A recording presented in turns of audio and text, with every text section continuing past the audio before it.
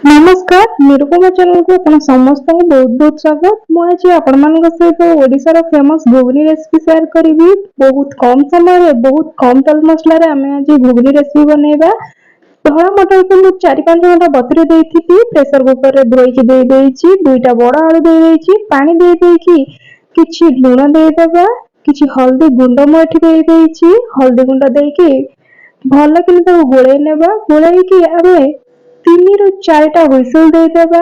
मु एठी अधिक मटर को सिझेबी।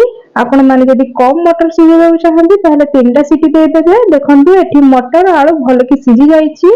मटर हमर सिझी जाईछि। मु आलू को बाहर कर नउछि। एठी मु मसला पई किछि टमाटो प्याज कंचा लंका अदा रसुण नै जाईछि। कढ़ाई रे मु दे देइछि एठी किछि सोरिष तेल। आपण मध्ये रिफाइन तेल नै परिबे। एठी किछि चीनी दे देइछि कलर पई। पंच फुटण दे देबा। कटा पियाज दे देइछि। कटा पियाज देकी भल कि ताको गोल्डन ब्राउन होला पर्यंत भाजी नेबा। देखंतु पियाज एठी हमर गोल्डन ब्राउन हे गलानी। मुठी अदा रसुण कंचा लंका छेचा दे देइछि। कंचा लंका छेचा देकी भल कि तार गंध होला पर्यंत आमे ताको भाजीबा। देखंतु मुठी गोटे चम्मच गरम मसला दे देइछि। गरम मसला दे देकी आमे ताको भल कि कसी नेबा। सेतिरे देखंतु कसी गलानी। मु एठी कटा टमाटो दे देइछि। कटा टमाटो दे देबा। कटा टमाटो देकी भल कि आमे टिके भाजीबा। यदि आपनकर मसला एठी लागि जाए ताहले किछि पानी दे देबे। एठी गोटे चम्मच रेड चिली पाउडर दे देइछि। हल्दी गुंड दे देइछि। अल्प हल्दी गुंड एठी देइछि कारण मटर सिझला बेले हल्दी गुंड देइथिली।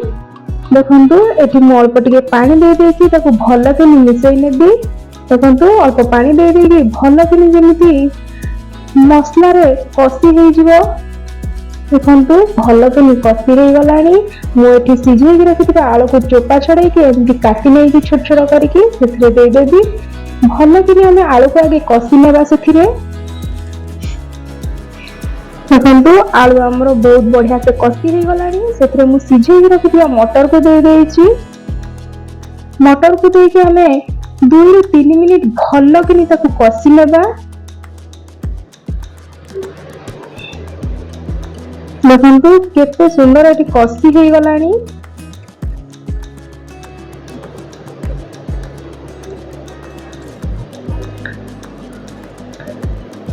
एटी 3-4 मिनिट हे जाईछि कसी हेबा। मु एटी सिझिथिबा पानी को दे देबी।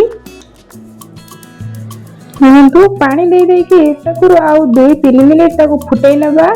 2-3 मिनिट फुटी गला परे देखंतु हमर घुगनी एकदम रेडी। आपण माने जदि आउ टिके ग्रेवी रखिया को चाहंदी आउ टिके पानी देकी भल कि ताको फुटै नेबे।